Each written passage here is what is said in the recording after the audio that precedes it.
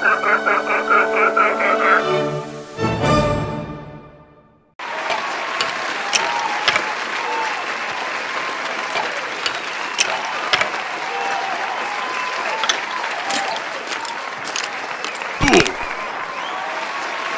my friends and welcome back to Player Display. So here we have two figures which I've wanted to review for quite a while now. And both of them are actually from different brands, interestingly enough. So on the left we have the Gladiator from Mythic Legions, and on the right we have the Gladiator skeleton from Epic Hacks. So why am I reviewing two figures that are from different brands? Well, first of all, I thought it would just be interesting to compare two figures which come from indie lines, and just see how they work together, how they scale, how they aesthetically complement each other, etc., etc. Just thought it would be a neat little experiment of a review. And second, well, I just felt like it. I just thought they would work perfectly together in a review, so here we are. And also, there's a lot of custom work that I want to do to both of these, more so the main Gladiator over here. And speaking of him, why don't we go ahead and start with him? So starting off the box, I have actually never owned a figure from Epic Hacks or Mythic Legions before, so both these figures are very new experiences for me, but the packagings are really well done and get you very excited for the contents contained within. So let's look at the Mythic Legions packaging. From what I can tell, it seems like it's a generic box that they could slide any figure into. At no place do you see an image or the name Gladiator anywhere, but you have the Mythic Legions insignia down there. And off to the back, we have some other offerings from the wave. There is actually one here that I would be very interested in getting, which is the Dark Templar. I think he looks really cool. I don't love all their designs. There are some that I prefer more than others. I prefer the ones that are a little bit more laid back and more accurate to real-world history, like the Gladiator we are going to look at. Off to the side here, we do have a few other offerings. If you pop on in, looking really sharp all the way down. We got like some ogres. We got another skeleton here who I might also want to get one day. Well, it's been weeping lately, so I might need to be a little easy on that. Pushing on out, we have this really giant and expansive lore for the Mythic Legions universe, which I'll get to reading myself one day. It's just a little bit tiny and a little bit long, so maybe one day, but not today. As for warning labels, absolutely nothing, and I guess that's because, we got a little warning tag there, but I suppose that's because this is more or less an independent line, so they don't need to follow all the same restrictions as the other lines that we've been looking at on this channel, so they don't really need to follow the same rules. And also, they're adult collectibles. They're not really meant for children at all, and you can really only get them online and in certain comic shops. But anyways, that's pretty much it for the box. Looking badass. Now here's our Gladiator stripped down, looking exactly as he was when he was taken out of the packaging. And oh man, honestly, I've never had a figure make me this happy in a very long time.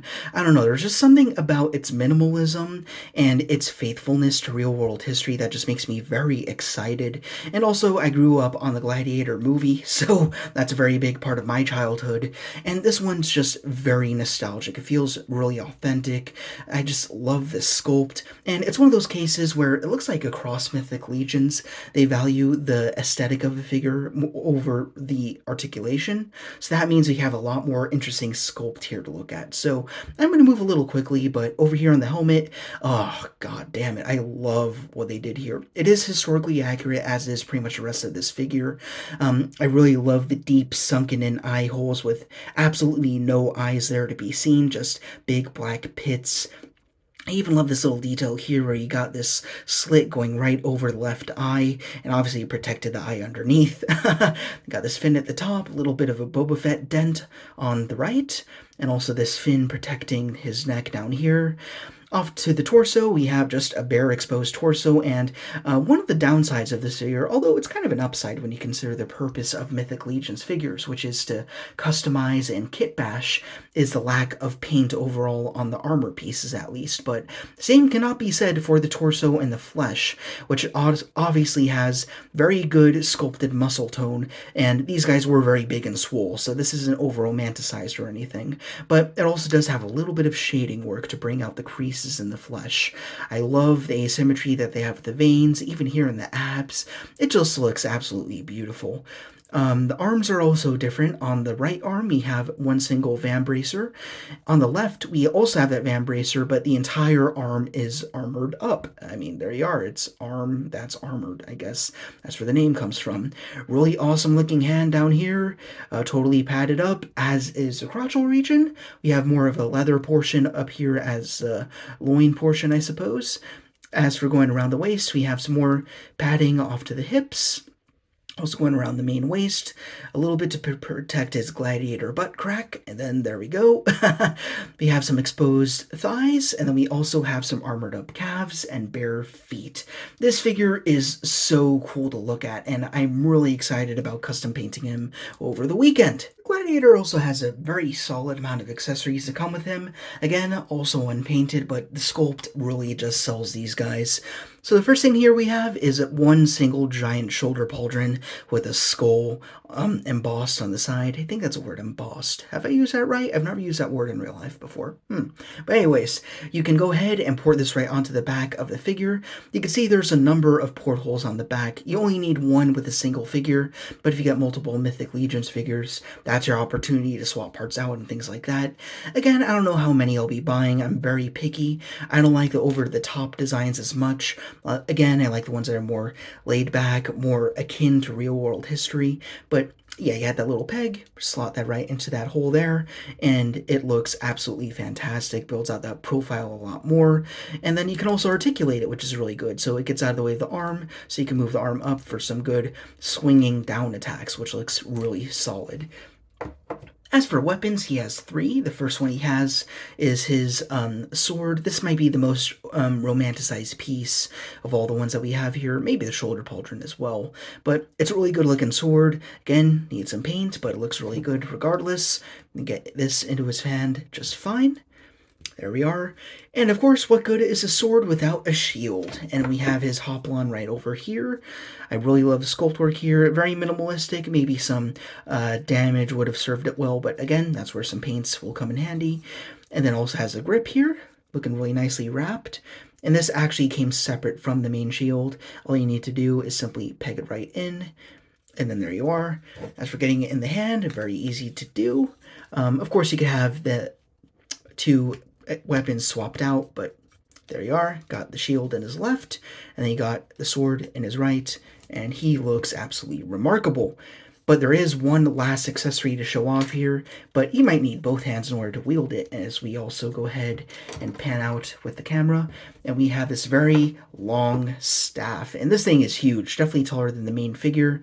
It's pretty much just a solid rod going all the way throughout, but when you go ahead and push into the main tip, we actually have the piercing end, which looks really deadly. You would not want to be caught on this end of the literal stick. So, panning on out, let's get it right into his hands, and as you can see, it's as easy as ever to go ahead and port this into both hands at once to look like he's about to jab at his enemy, like he just jabbed at the camera. Sorry about that, a little bit of 4D in this video, but there we are. And then just get the head looking over, and like, that's the thing about this figure. Like, again, this is my first experience with a Mythic Legions figure. Even though they have very limited articulation, it does not take much to get them into some very convincing lifelike poses. I guess that's the thing. If you crank in enough sculpted detail, then the articulation doesn't really matter as much. You just get them in whatever pose you like, and then the paint and the sculpt kind of does the rest for you. It's just an awesome figure. Can't wait to get more one day. Not now. I've got to put a pause on buying new stuff at the moment. As I've said, the articulation's nothing crazy, but nothing that's too disappointing either. We have not much down in the helmet, not much up. I have a little bit of tilting side to side. Also, all the swivel that you want, even with the shoulder pauldron on, so I'm glad they thought that out. As for the shoulder pauldron, it does have a swivel, of course, to allow for more movement in this arm over here. Both of them articulate pretty much the same, but for the sake of looking at this arm and giving it more attention, we have swivel all the way around, and you get a little more exposed joint there, so you can kind of crunch it in a tad when he's a little bit higher. Goes all the way back down, gotta crunch it back out so it gets that far. As for elbows, they come up to almost 90, not quite, but they do swivel. As for wrists, swivel. This one hinges up and down for the sword, actually very well, more than you'd suspect. As for this one, though, it goes in and out, very good for the shield. As for the torso, nothing at all, but you do have a ball in the waist that allows it to go that far down. a little bit back, a little bit of tilt, and some swivel. Well, all the swivel you want, actually. As for legs, head far up. Got, actually, that might be the best back we've ever seen on a figure here. Correct me if I'm wrong, but at least on this channel, they usually V out, but this one, not really much at all. I think that's because there's not a whole lot of an ass sculpt to speak of, so, but that's a great thing. That allows them to go a lot further, so all the better. You can also do 90 kick, going back at least, going forward. As for the ankles, we have that much back, that much forward, and then we also have some ankle pivot, or rocker rather, as we call it here. Ah, I knew something was missing. We also have 2 alternate feet, which I totally left out, I apologize. But they are also very cool, and if you don't prefer the barefooted look, which I actually do, you can go ahead and swap the feet out. And again, these figures are very modular, so you just pop off a foot right there, and I think both boots are exactly the same, looking really solid, and of course, they will match in tandem very well with the calf guards, and there we are. I actually like having one barefooted than one armored, or you can have this one over here, or you can have both armored, so it's just really cool to have options, and you'll have even more if you have more Mythic Legions to part swap with. Now let's go ahead and move on to the Gladiator skeleton. This epic hacks line might be a little familiar to some, or rather the highly articulated character kit systems. Oh, that's so forced. But anyways, they're more familiar in the Vitruvian hacks line, which are 3.75-inch scale. I've had those skeletons before, and honestly, they fell apart in my hands a lot. They were very sloppy. I did not like them. It was not a good experience for me. But now that they're on the 6-inch scale, being epic hacks, they are so much better. But anyhow, the presentation is very different from Mythic Legions. Instead, they have the card back, and then we should have a bubble over here, which I no longer have, unfortunately, but no special decos or anything. As for the actual card itself, it looks really cool. Might actually be worth keeping. Got a big old profile of the figure himself. Off to the back, we have an actual photo shot of the figure along with his different accessories and his unmasked skull portrait. Zooming on in, we have more bios to read through, so let's go ahead and angle that out a little bit so you can go ahead and read if you like. Also down here, we have some more offerings from the same line. They've only done these 4 so far, but there are 4 more new ones on pre-order. Although, again, I prefer the more realistic ones, so I only care about the Gladiator one, and this Barbarian one over here is pretty cool as well. Now, this figure I actually got on the pegs in my favorite comic shop, and I absolutely had to get him just because he screamed Jason and the Argonauts. That's such an awesome scene from my childhood, and it's probably one of my favorite scenes in cinema, so I just had to get, like, an ancient skeleton warrior for my shelf, and just to see how he felt. And honestly, this is the one that kind of opened the floodgates for what will probably expand to be a much bigger, like, indie line collection of warriors, monsters, things of that nature, so it just represents a good new start for me. And anyhow, I've spent several months with this guy already, whereas the Gladiator I just got recently, and this guy does not disappoint. Still holds up, much better quality than the Vitruvian hacks little figures I talked about before, but anyways, moving on into the head sculpt. So good. So good. It looks like a real skull. Also has jaw articulation, which, again, we do not see very often, so it's really nice to see it here. And then also down on the rest of the body, it's pretty much all just more skeleton, and very similar to Mythic Legions, Epic Hacks is also very much known for their modularity. You can swap out any parts that you like, take things off, put things on, and every single piece here that's not skeleton is removable, except I think for the cloth on the waist. I think that's glued on. Maybe with some heat I'd be able to pull that off, but then again, I wouldn't know where to go after that, like pull down the legs or try to pop off a joint here. I don't want to risk doing that though, so I'm going to leave it, but everything else here on the figure is very well done, and one, I guess, pro this figure has over the other Gladiator we looked at is it does have paint deco, so we can look at the shoulder pauldron over here, this time with a lion instead of a skull, funnily enough, is we have a little bit of patina. He's got some very noticeable green rust, which I think is such a great idea for a figure. Like, forget the fact that they added weathering, but just the fact that they went with green copper, kind of. It's just such a unique thing that I never really pictured on a figure before. So that's really excellent. Down here, we kind of went over the loincloth already, but we have the belt going all the way around, holding in that red cloth. And then down here, we have some more calf guards, obviously supporting a little bit less calf than we saw with the main Gladiator, but ignore this stand, by the way. I threw that in just for my own reasons, but one other thing I did want to mention is you can remove the calf guards, and I actually prefer to do that, so you have one exposed, then one left on. It takes a little bit of finessing because the limbs are so thin, but then, there you go, you get some more of that sculpt.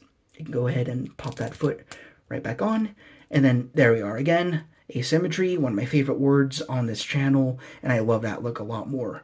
Very excellent figure. And just as excellent about this figure are the various accessories that he comes with. So let's go through them all. The first thing that he has is his helmet, which is very classic Gladiator. Again, more of that patina, but this time you have more grill eyes instead of just soul-sucking eyes like we saw before. This thing is absolutely beautiful. Love the fin at the top, as well as the one going around that sort of forms a sort of visor. Really love it a lot. And oh man, I mean, looking at the skeleton and then the helmet, which we'll go ahead and pop on, really got a feel for these gladiators and how much perpetual pain they must have been in before even stepping into any colosseum. Just imagine how friggin' heavy this must have been.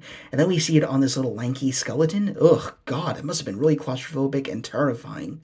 Next accessories we have are two gladiuses. So we have one straight and one bent. Honestly, I don't know how it would get bent like this. I feel like it would be more bent this way than this way, but whatever, it still looks really good. You can get either of these in his hands. I prefer to get the bent one in there, just to give him that more disheveled look. As for the straight one, we can also, of course, put that in his hand for dual wielding action, but we also have the option to put it in the slot that he has in the back, which looks absolutely fantastic. But for me personally, I like to just shove it right into his ribs. You're not supposed to do that, but it just gives him a little bit of something. And we see how he died, which is pretty cool. Let's go ahead and remove that as we look at the other few accessories that he comes with. And honestly, there's still so much more to go through. The next thing he has, which again is historically accurate, is this crazy, I believe, Caesar, I think it's pronounced. It's spelled out scissor, but it's pronounced differently. But what it's supposed to do is peg into the wrist joint, which I think is great, but unfortunately, I can't quite get it in there. Like, I'm not hearing a click or anything. It doesn't quite stay, and kind of unfortunate. You have to go in blind as him pretty much, but yeah, it doesn't really get in there. I guess if I push it hard enough, it would make it eventually, but it freaks me out a little bit, so I don't really want to do that. So we're going to go ahead and leave that out. Pop that hand back on as we move on to his last accessory. That's not the figure stand, which we'll talk about, being his shield.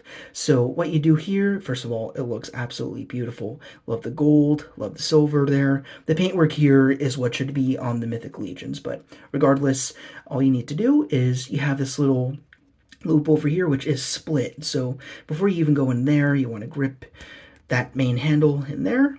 Then you can turn it back and then have that grip over, and then it looks really solid. I mean, literally solid. It looks very dangerous. Let's get it posed up really quickly. Get that arm up there. So quick to pose. I love this figure a lot. They're both really awesome. And the last thing he comes with is something that I can't even be bothered with. He has a figure stand. It's meant to be an Epic Hacks generic stand, and honestly, I really do not like this. We just reviewed the Mattel, Joker, and Panda Comic-Con exclusive figures, and they also came with a stand that was a little bit too fancy and had too many pegs for its own good. Same can be said about this one. The issue here is not only does it have too many pegs, which kind of limits where he can stand, but 3 of the 4 are not compatible with him. Like, they fit on his foot fine, but as you can see, they're too long. They're meant more for the humanoid figures. Like you can see here, there's still a lot of space in between, but the only one that is compatible is the one that's on the Epic right there.